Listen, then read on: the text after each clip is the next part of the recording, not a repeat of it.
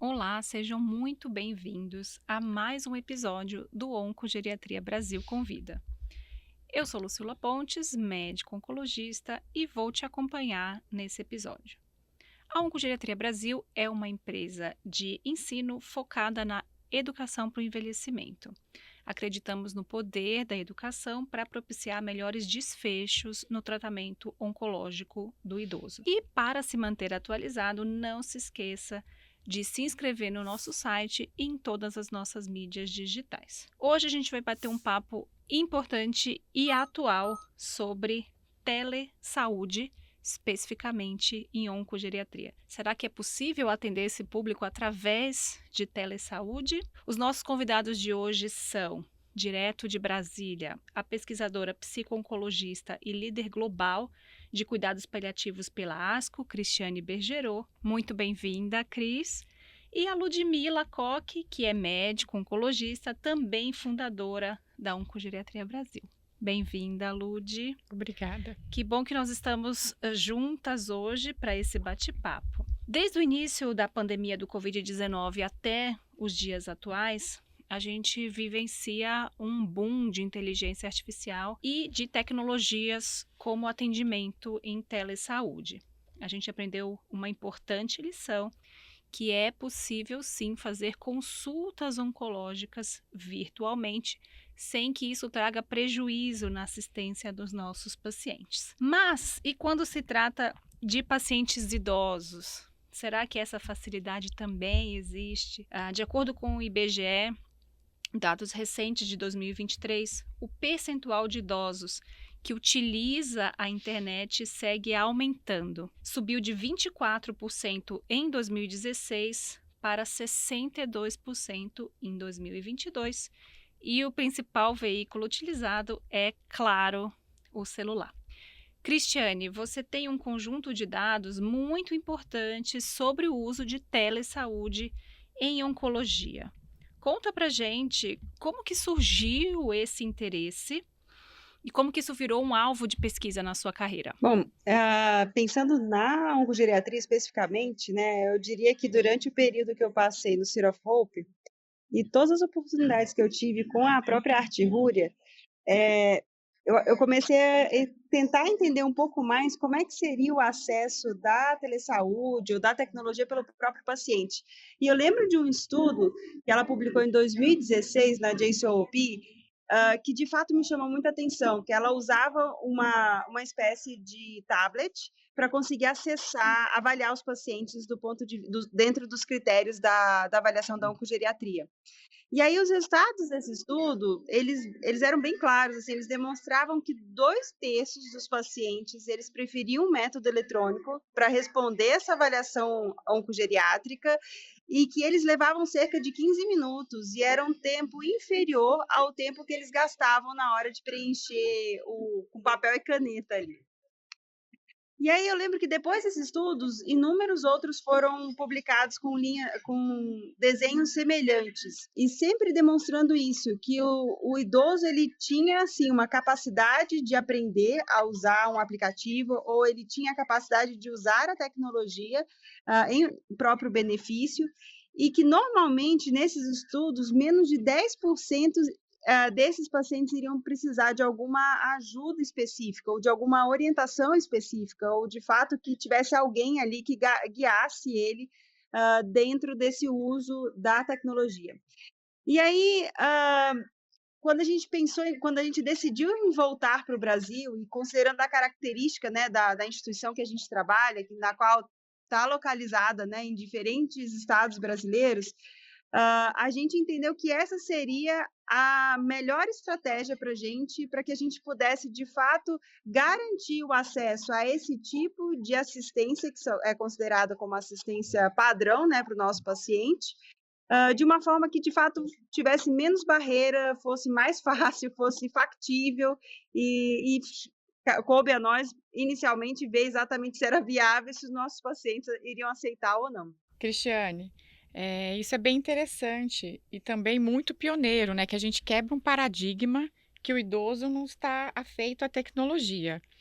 E aí existe essa possibilidade da gente fazer isso num país, né, continental, que é o Brasil. Então é muito positivo. E aproveitando esse gancho, Cristiane, conta pra gente, né? Você esteve na ASCO, apresentou os dados aí do GAIN-S sobre a implementação da avaliação geriátrica remota no Brasil. Como que foi essa experiência? Então, assim, quando a gente estava voltando para o Brasil, eu fiz aquele application lá para o Young Investigator da ASCO, né? E com o primeiro estudo que a gente fez de avaliação da viabilidade dessa, vamos dizer assim, do uso da telesaúde para fazer tanto a avaliação geriátrica quanto para oferecer as intervenções, né? Com os diferentes profissionais.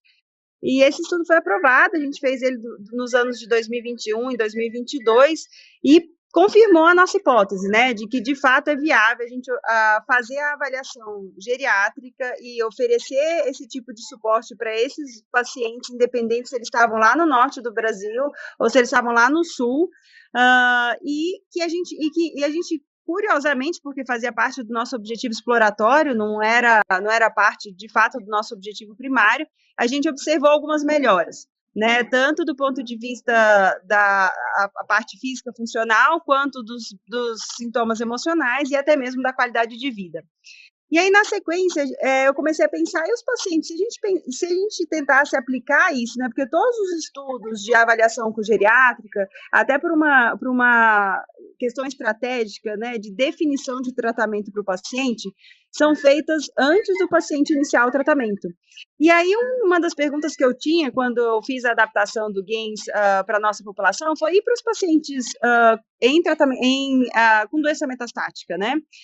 Como é que seria, na qual a gente de fato precisa ajudar esses pacientes a melhorar a qualidade de vida, a melhorar a funcionalidade dele, a conseguir ter condições, por exemplo, de se manter dentro de um tratamento ou até mesmo de começar uma segunda ou uma terceira linha. E aí foi nesse momento que a gente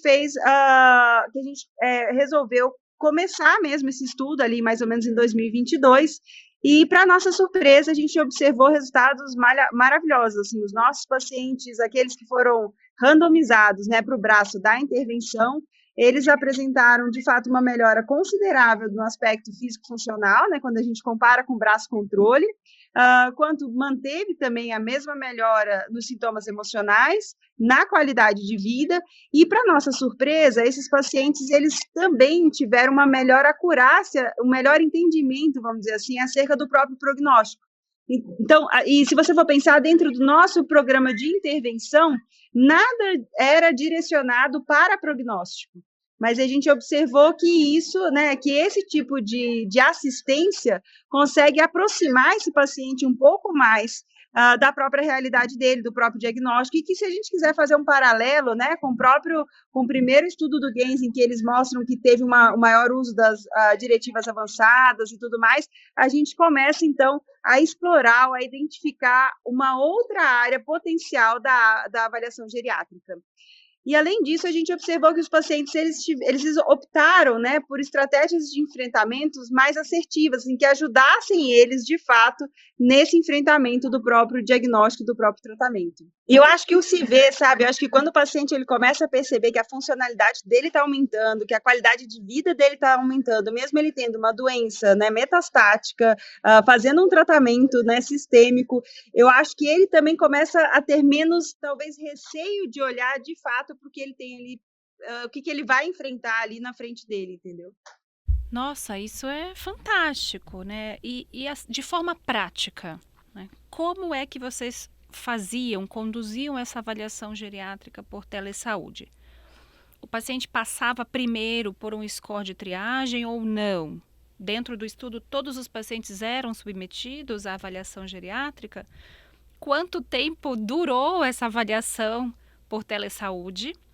Quem pode fazer? O médico, o enfermeiro ou qualquer profissional de saúde treinado? Quais escalas vocês utilizaram?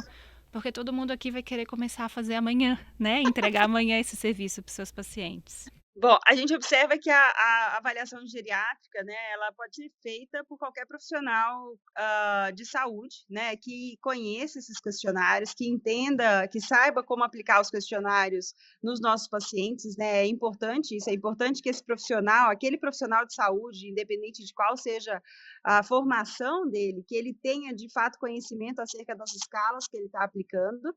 A gente fez tudo por telesaúde, então todas as avaliações foram feitas por telesaúde. Levava cerca de 30 a 40 minutos para aplicação do GAIN, de todas aquelas da avaliação compreensiva, né, com todos aqueles itens ali, tanto das questões cognitivas, dos sintomas, presença de sintomas emocionais, o histórico ali, né, do paciente acerca das comorbidades, de polifarmacia, também a questão de peso, altura, como é que estava a alimentação, se ele, né, teve perda ou não de peso, histórico de queda, habilidade de audição, né? E a gente então fazia todas as, né? O MyCarg a gente usou também, o ePrognosis a gente aplicava com o nosso paciente. O IADL, né, que a gente aplicou nos dois, né, tanto no primeiro, no estudo de feasibility, quanto no segundo, e o questionário de qualidade de vida.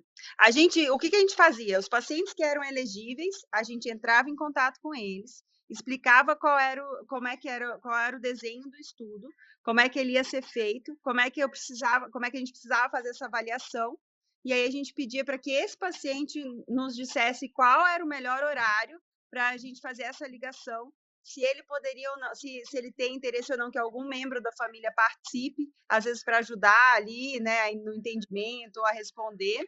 Foram poucos pacientes, de fato, que precisaram desse tipo de demanda, mas a gente podia contar com o suporte do cuidador principal, a gente informava que era importante que fosse o cuidador principal, e aí, naquela hora marcada, a gente entrava em contato com esse paciente e fazia a avaliação geriátrica. Eu te confesso, assim, que hoje, assim, é porque, de fato, a gente incluiu pacientes, por exemplo, de Manaus. Eu lembro de um paciente que ele morava ali no meio da Amazônia. Ele, para você ter uma ideia, ele pegava um barco para ir até o centro dele de tratamento oncológico. Então, dificilmente a gente conseguiria fazer chegar um iPad, um aplicativo, alguma coisa assim. Então, por isso que a gente optou pela telesaúde, por fazer essa avaliação mesmo pelo telefone. Mas eu tenho certeza que para aqueles locais em que a gente consegue fazer isso, por exemplo, dentro da nossa instituição, a gente consegue, semelhante a esse estudo que eu destaquei da Artirúria de 2016, a gente consegue fazer isso na sala de espera com o paciente. E com base nos resultados, a gente estratifica exatamente quais são as principais necessidades e quais os profissionais que a gente precisa acionar para essas intervenções. Nossa, isso é muito interessante, porque diminui o tempo, né, que todo mundo acaba falando, que a avaliação geriátrica ampla é muito demandante. Uhum. O paciente está ali, né, esperando a consulta e, assim, pode já responder e democratiza muito essa questão da avaliação geriátrica, né? Essa questão do acesso, que é ainda um dos grandes ainda tabus e gargalos do nosso país. Então, temos aí um estudo robusto, feito no nosso país, com nível de evidência muito alto. E aí, o que que a gente precisa, então, para poder implementar em maior escala, Cristiane, o GAIN-S? Esse já foi um estudo de fase 2, a gente, por conta do tamanho da amostra, a gente poderia chamar de um estudo de fase 2, no qual a gente já começa a demonstrar a efetividade desse tipo de, vamos dizer assim, de programa, né? De programa na qual a gente avalia e linka os pacientes aqueles profissionais que vão auxiliar a conseguir manejar as principais demandas identificadas. Eu acho que é importante a gente frisar isso que você falou, que os dados que você tem mostram que não só a avaliação geriátrica pode ser feita por telesaúde, mas também as intervenções geriátricas. Então, a gente tem todo o impacto na jornada do paciente. E pegando esse último gancho da atividade física, também é um estudo seu e do Paulo Bergerot, foi apresentado na ASCO agora esse ano, agora recente na ASCO GU, um pôster sobre intervenção de atividade física no cuidado de pacientes idosos tratando câncer de próstata.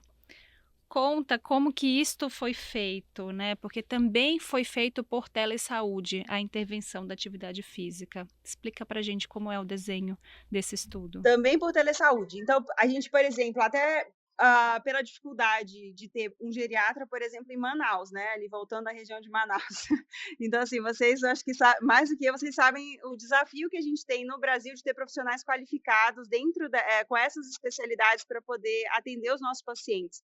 O outro profissional também que a gente tinha, que de fato era um apenas, era o psiquiatra, que ele olhava aqueles pacientes que tinham ou presença de sintomas depressivos, ou mesmo que já faziam uso de psicotrópicos, até para que a gente conseguisse melhor manejar esses pacientes e as demandas deles. E o outro, que foi uma diferença entre o estudo de viabilidade para esse estudo de fase 2, foi um profissional um educador físico, né? Que ele tem formação em oncologia e ele fazia as prescrições dos exercícios que o paciente faria em casa para que a gente pudesse ajudar esse paciente a resgatar um pouco da funcionalidade dele. Porque foi quando eu conheci esse profissional. Foi aí que eu falei, eu vi tantos benefícios, né, nos estudos que o Paulo fez. O primeiro estudo do Paulo foi em pacientes que estavam fazendo imunoterapia, né? Então ele recrutou pacientes também no Brasil inteiro. E a ideia sempre é essa: como é que a gente pode viabilizar, como é que a gente pode diminuir barreira, né, para que esse paciente consiga ter acesso a profissionais qualificados e para que a gente consiga se aproximar um pouco mais do standard of care. E aí a gente observou, e aí no caso, no estudo dele, né, então primeiro, ele tinha uma prescrição também de atividade física, talvez com um pouco mais vamos dizer assim, de recurso ali. Eles tinham um aplicativo no qual ensinava para o paciente como fazer a atividade física em casa. O segmento ele era semanal, mas ele fazia o acompanhamento da adesão diária, ou seja, se o paciente tinha feito ou não aquela atividade física prescrita. E aí, quando começou o meu estudo e a gente viu esse potencial, ele até considerou, ele falou: poxa, acho que seria uma ótima oportunidade se a gente fizesse um desenho semelhante para pacientes idosos, né? E ele fez também um desenho semelhante para pacientes com doença metastática, tentando pegar aquelas populações mais vulneráveis que a gente tem hoje descrita na literatura, para que primeiro a gente pudesse desmistificar, então provar que é viável.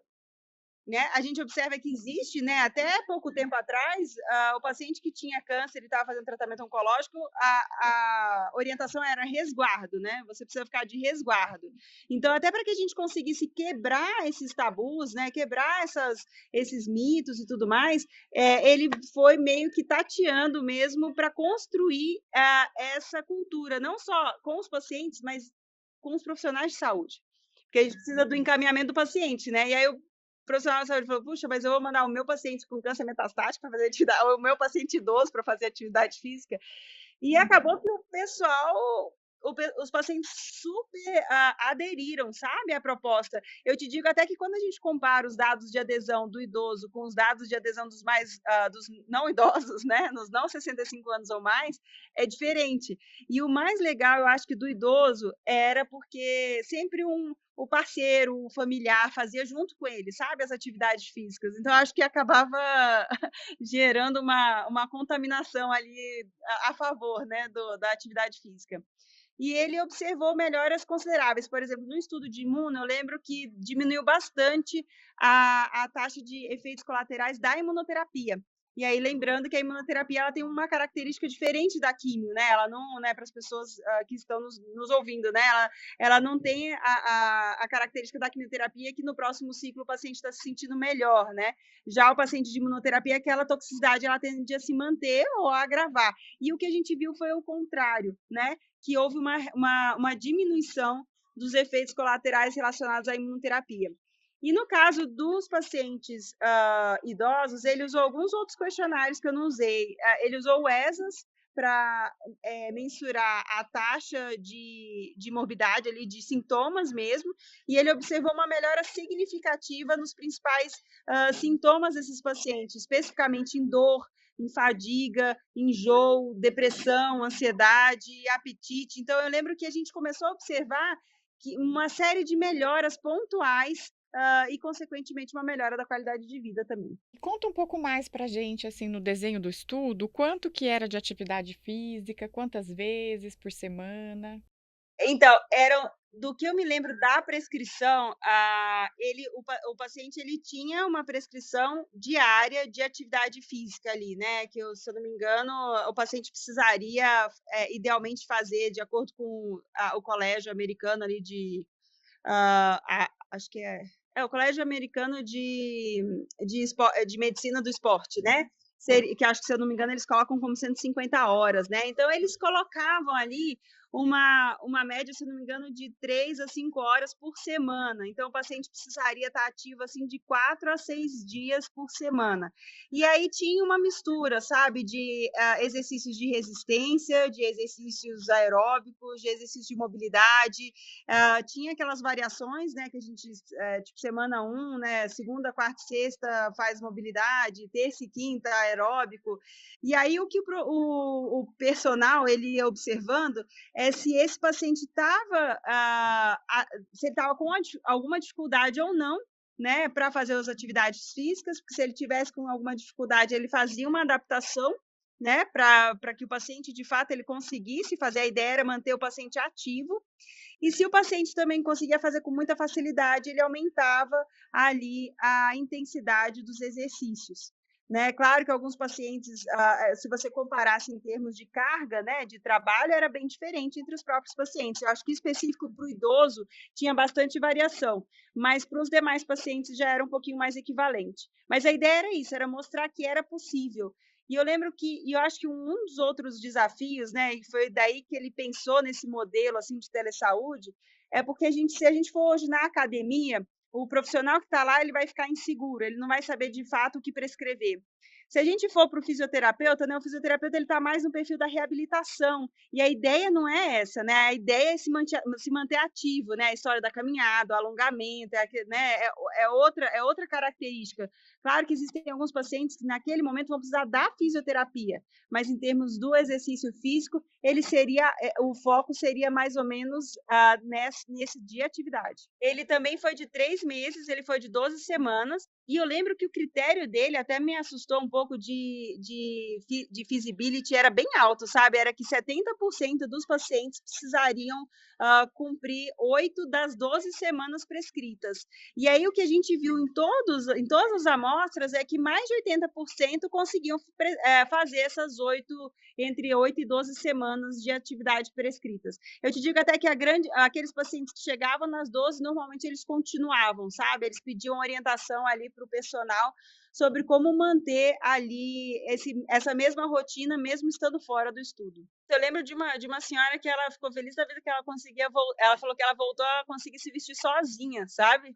Que essa era a alegria dela ter conseguido voltar a se vestir sozinha, estar independente para isso. E eu consigo dimensionar também a alegria do time de saúde que acompanha essa paciente, esses pacientes, e vendo que esse ganho ele pode advir de uma consulta remota, de uma intervenção remota. Então, isso tem um valor grande para os nossos pacientes. Perfeito. Então, fica claro que o uso da telesaúde é sim um ganho mensurado e comprovado no cuidado ao idoso com câncer. A gente tem muita evidência para isso. E Cris, eu queria que você comentasse quais as principais barreiras vocês encontraram na realidade do nosso país, no Brasil, para realizar esse tipo de atendimento.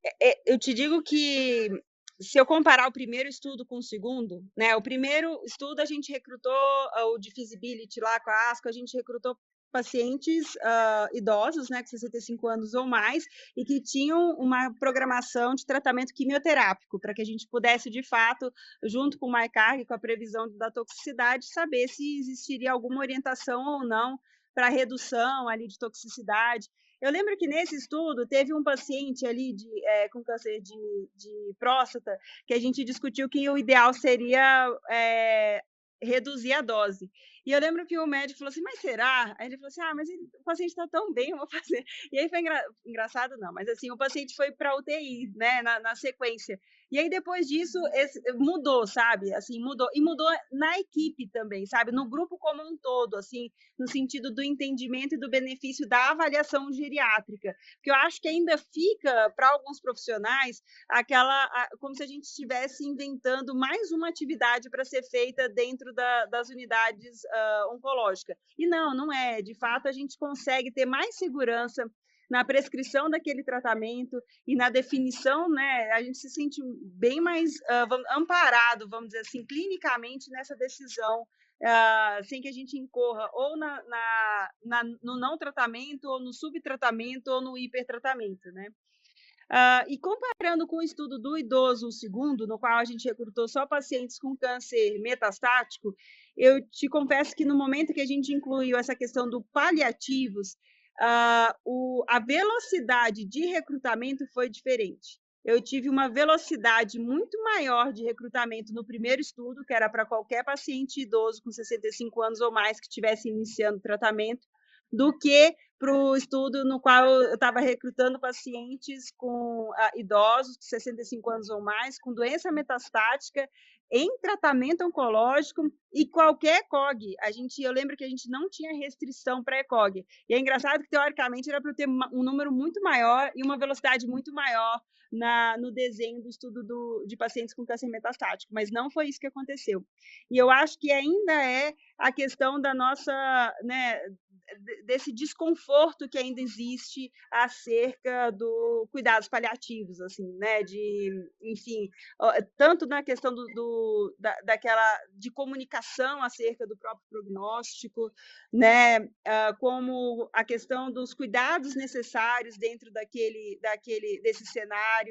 E eu acho que o estudo está aí, ele demonstra que a gente empodera o nosso paciente quando a gente adiciona, né, a avaliação geriátrica no cuidado do nosso paciente. Cristiane, quando a gente comenta, né, com os nossos colegas sobre avaliação geriátrica, dá a sensação que a gente quer colocar mais, né, mais uma função, né, mais uma escala, mas o valor prognóstico é indiscutível. Eu queria aproveitar, né, isso para a gente finalizar. Você também participou, né, da autoria do Practical Geriatric Assessment da ASCO no ano passado, e claro, uma importante iniciativa para democratizar a avaliação geriátrica em oncologia. Existe um modelo de serviço de oncogeriatria que você julga ser ideal para a realidade brasileira? Ou isso é customizável, né, de acordo com a realidade de cada lugar, de cada Tá, centro? eu vejo assim, quando a gente compara ali o GAP70, o GAINS, o próprio Integrate, a gente observa que existem características que são próximas à nossa própria cultura, né? Hoje a gente está iniciando um estudo de fase 3, né, do GAINS, no qual a gente volta para o modelo que foi do meu primeiro estudo, no qual a gente vai recrutar pacientes com 65 anos ou mais, que estão iniciando o tratamento. Aí, nesse momento, a gente vai incluir todo mundo, químio, imuno ou terapia-alvo. Então, a gente segue esse mesmo modelo. Eu acho que foi um modelo que, de fato, foi efetivo.